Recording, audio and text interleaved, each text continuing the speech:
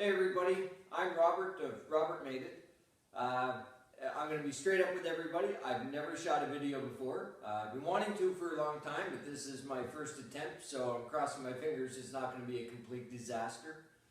I've received, over the last year, it must be 45 requests for me to do a shop tour. Now, to be honest, I don't understand the fascination with the shop tour. You know, it's just my shop. But I have people, in fact I have this one guy, and Jerry, I'm specifically speaking about you, who's texted me, emailed me 4 times asking me to do a shop tour. And I went and made a promise that I would do one this weekend, ready or not, and as it turns out I'm not. I'd rather the shop be set up a little better, but it is what it is. I'm making do. You know, people follow me on Twitter and Facebook and they compliment my work, so clearly they like my work. So I'm thinking maybe they just want to see where I do it, or who knows, maybe they don't believe I do it at all. So that's the reason for the shop tour request. I'm not certain, but I'm going to do it. I'm not sure how to do it. I figure I'll just show you around, show you the different tools I use, and give you my opinion on those tools. So hopefully it's not a disaster. You find it entertaining and useful or helpful in some way, and we'll take it from there.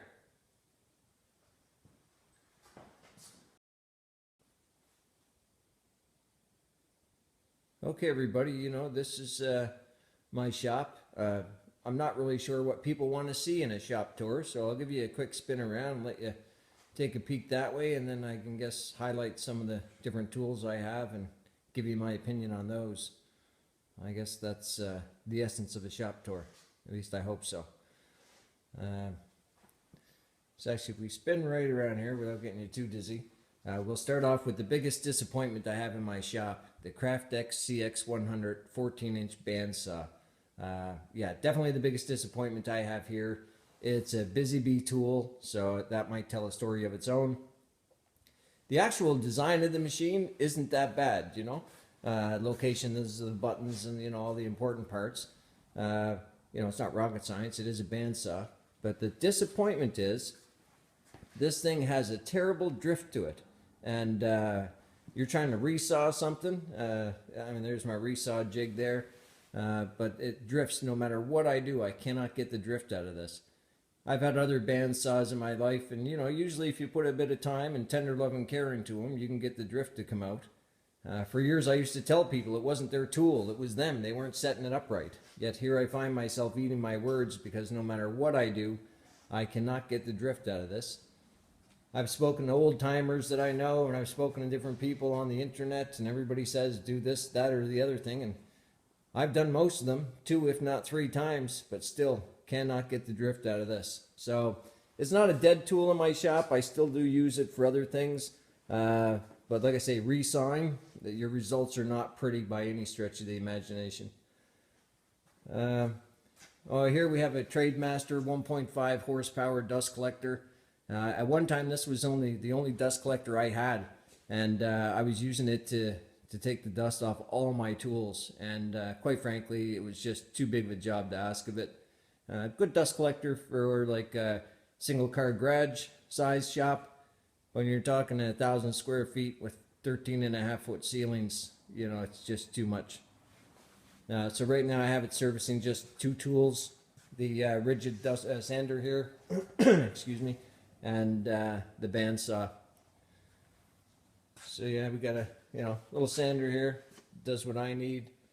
Some of my hand planes, you know, little station under here to put in trimmers and jigsaws and belt sanders and zip cuts and roto zips and all that jazz. A little shelf here at one time that was really organized with all the different screws and what, but I don't know what happened. They actually don't find their way back there anymore. This perhaps one of the biggest reasons I didn't want to do my shop tour right yet is right here. Here we have my grinding wheel and wire wheels. I mean, this is a temporary setup I have. I actually have some sheets of stainless steel, so I'm going to move this and cover the walls with stainless steel so that you get them sparks flying. It makes things a little more safe. Of course, next to that station you always want a smoked fire extinguisher. Another workbench, that's my railroad track anvil. You know, just keep tool cases down there, boxes and nails and whatnot. An assortment of rasps. You know, oh, here I collect, I recycle a lot of old pianos. I mean, it's amazing what I do with the old pianos and the hardware that comes off them, and even the wood. So when I do recycling things, or upcycling, I guess they call it nowadays, I save old hardware like this, like the old screws, because it's hard to get these anymore. So, you know, if you're making something using old stuff, you want it to look period correct. So I try to use the old hardware as well. Collection of brushes for different applications, and you know, nuts and bolts and screws and all kinds of things on there. Here we have my cabinet that I put things in this that either consider fragile, or I don't use a lot, or valuable, or something, like micrometers and my Japanese water stones there for sure, and sensitive things. This is the newest addition to my shop, the King Industrial 5 horsepower dust collector. That thing is 11 foot tall when it's fully inflated, and it is a beast. It really is. I'm very happy with it, the way it takes the dust from the rest of my tools, and I've only had that about a month. To talk about that for a second, you'll see here I use the 4-inch PVC sewer pipe to run, and then I have the rubber flex hose down each individual tool. Now, I did a lot of research on dust collection systems, and there was a lot of talk about static electricity charge and getting a shock causing a fire. I'd read about wrapping the pipe with wire and then attaching it to the grounding terminal on your dust collector. And then I'd read contrary articles on that it was a complete waste of time. But despite everything I read, nowhere did I read saying that it was a bad thing to do. So perhaps a waste of time, but I did it because it can't hurt me. The research I actually did, I found out from the Insurance Bureau of Ontario that most of the fires that are caused in dust collection systems are not caused due to static electricity charge creating sparks. They're actually caused because machines such as thickness planers or jointers or table saws or whatever the case may be end up having a piece of wood put through it that has a bolt or a nail in it. When that bolt or nail is cut, you then send a red hot amber into your dust collection system, which will smolder and catch fire. So that's what the Insurance Bureau tells me anyhow. Over here, little cheap skill drill press, you know, nothing fancy, does what I need it to do. Here we're getting close to the sanding station, so I got a selection of different sanders and, you know, more bits and pieces. The routers. This is my sanding table here. So you got the holes in it, so it takes all the dust down inside. This is the throwaway corner, if you will. So throw a bunch of stuff here, stuff I never use. Like I have this old antique scale there. Then there's stuff that I do use. Got my welder in there, a lathe that I sometimes set up. Not a lot. I don't do a lot of turning at all. This here is my Franken tool. I should probably draw that out to show you a better picture of it. This actually, I showed you the wire wheels and the whatnot. When I do the recycling, often the pieces I get are rusty, so I have to get the rust off them. So this had a wire wheel and a wand, but that's all I had. So using my imagination, I created the Franken tool by way of actually use the motor out of a household furnace. I got some 3/4 inch gas pipe there. This here is actually part of a bicycle rim. The wand actually hangs on an old telephone hook. The housing that covers the belt and everything there is actually made out of 2 different size soup cans and a bit of sheet metal. So yeah, I call it the Franken tool, but it actually works great. Selection of older tools that I actually use a fair bit. People think they're there for decoration. No, I put them to good work. Another bit of a wood rack here, if you will. Different species, dimensions, a lot of smalls mostly. We got a selection of extension cords and another cabinet here with, you know, just tools. A selection of different size levels, straight edges, saws. my main wood rack, if you will. Again, space for smalls on the bottom and up top here. It's not the best wood rack by any means because right now, like I've got Padauk, I got cherry, African mahogany, black walnut, sapali, ash, hard rock maple. What else I have in there? Ipe.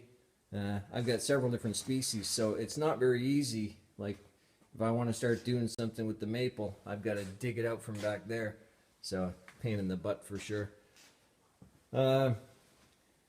Here's some more of the jigs for that trompe-l'oeil thing, different radius. Like I say, I steam bend all the wood for make those curves. And oh, the rigid compressor. I'll give you my feedback on this. The compressor definitely has some pros to it. You know, it's got 3 ports for air hoses, which is real nice.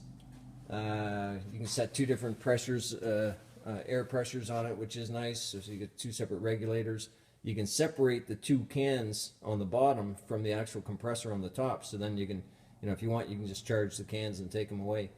But it has a very severe design flaw, and that is all compressors on the tanks, they'll have a drain valve.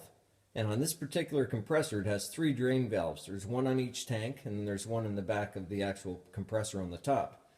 But on the tanks, they're actually in between in the middle here, and they shoot out like from the side downward on a 45-degree angle, which is crazy. I mean, on a 45-degree angle, how are you going to drain out all that humidity in there? So I was using it for quite a while and hadn't moved it, and then one day I went to move it, and as I was lifting it, all this dark sludge was pouring out of it. And I couldn't believe what I was seeing. It looked like used motor oil. So I must have got a good half a cup out of there. So I contacted Rigid and asked him, you know, what was with this? I have never had a compressor, you know, with that coming out of it before. So I kind of laughed at the Rigid guy. He said to me, you know, when you're finished with it, do you let the air out of your tool? I said, I do. He said, when you're finished with it, do you open up the drain valves? I said, I do. And he said, when you're finished with it, do you shake the machine around?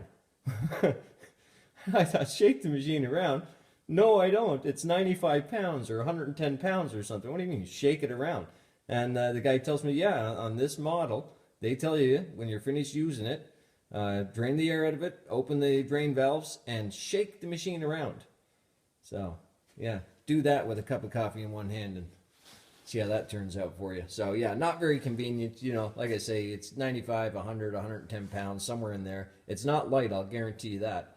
And to have to shake it around to properly drain it is just a terrible design flaw, in my opinion.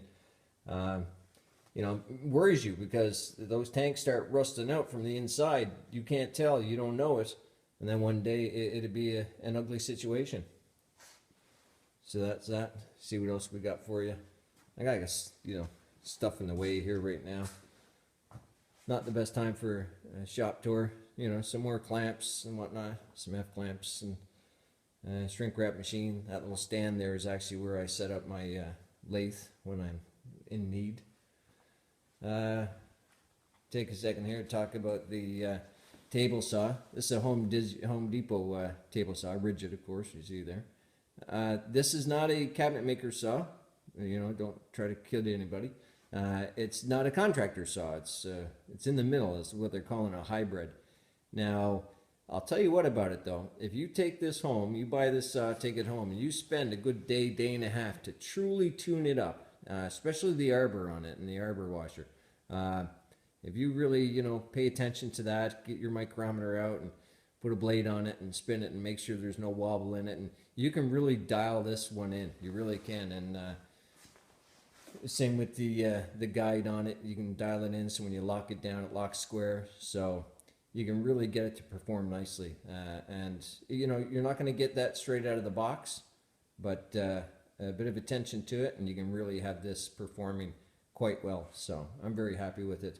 Now, just a little side table here that was made out of actually some old scrap supports that were for shipping telephone poles. So And they were 3" by 4" and 4" by 4" posts of maple that had telephone poles on them, and the guys didn't want to take them with them. They just wanted to leave them there. So I thought, oh, I'll take them.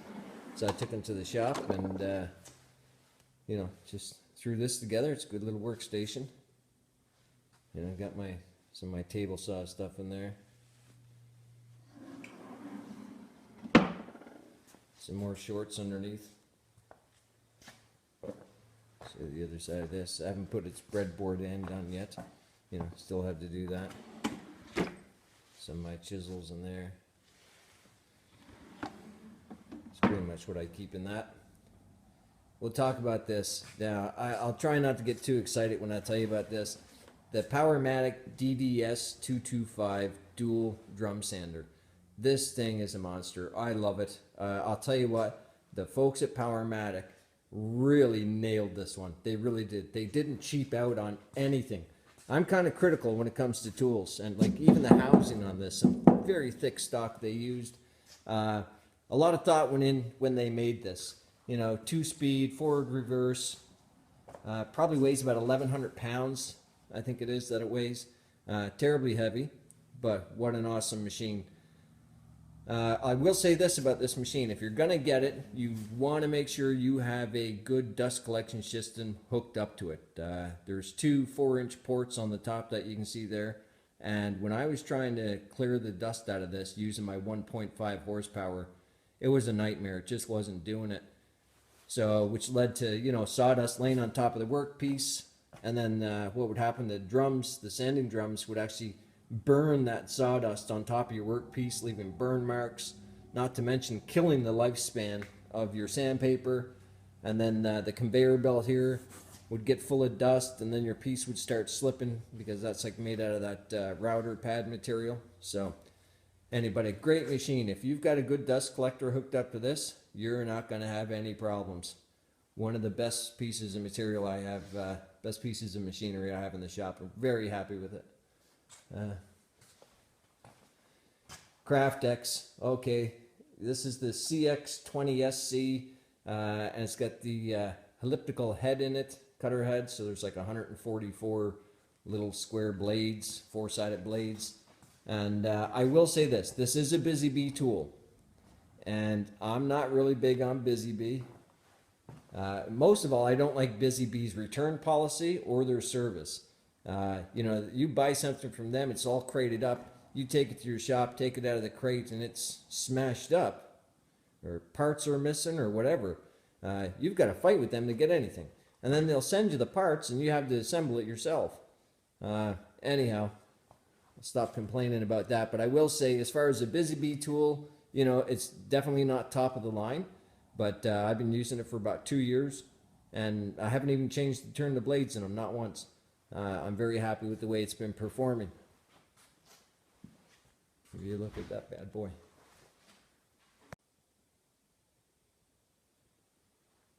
Okay, so next I'll show you my jointer, Delta DJ20. This is not a newer tool. I think it could be 10 years old, this one. And I have to say, it's performed very well for me. About 2 years ago, I noticed it stopped performing well. Actually, what happened was the outfeed table was off. It wasn't perfectly flat.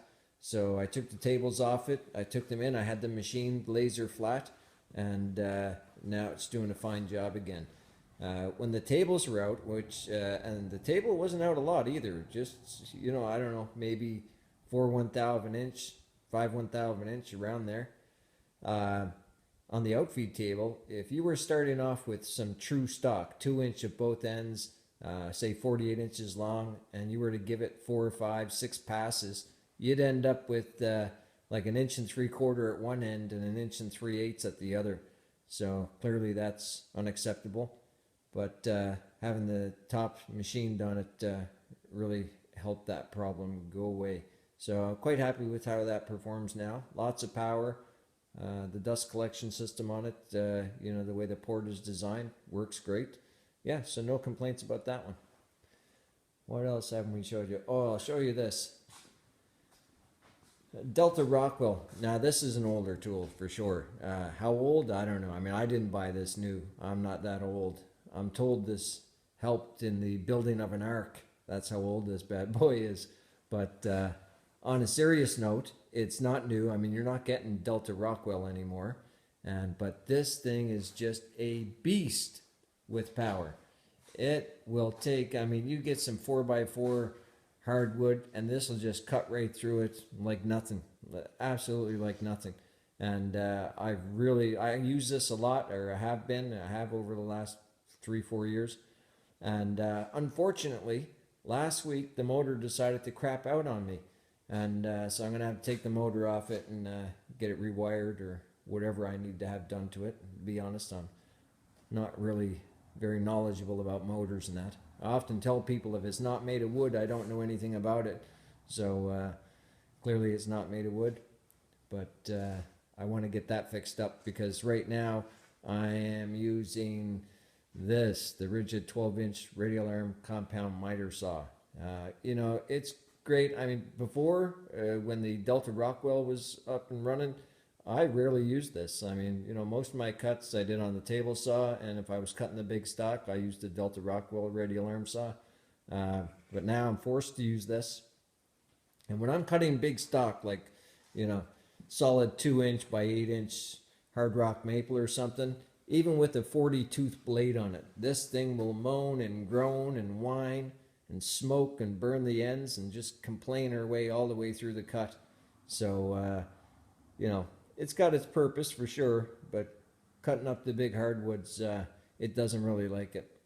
So that's why I quickly had to get the Delta Rockwell fixed up. So over here, a couple of chunks of black walnut there. Fair bit of sapwood still on it. And here we got the tool wall. My wife doesn't believe me that I need that many hammers, but I won't tell her different, put it that way. And one thing about a tool wall, I'll say this: it's nice to have all your tools out and hung up. You can see them easily, no problem. You're not looking for them. But one thing about having all your tools displayed like this is just one more item for dust to land on. So to have them stacked away in a drawer, I mean, they're harder to find for sure, but you don't have the dust issue. So, just an array of different things, and calipers and jigs and files and some of the bigger chisels and, everything you need. Of course, a first aid kit, knock wood here. I've not had to go to that in the last couple of years, so that's good. Still got all my 10 fingers. These little trays, I love these things. I get these at auctions sometimes, and great for housing all little bits and pieces. Give you a look around here.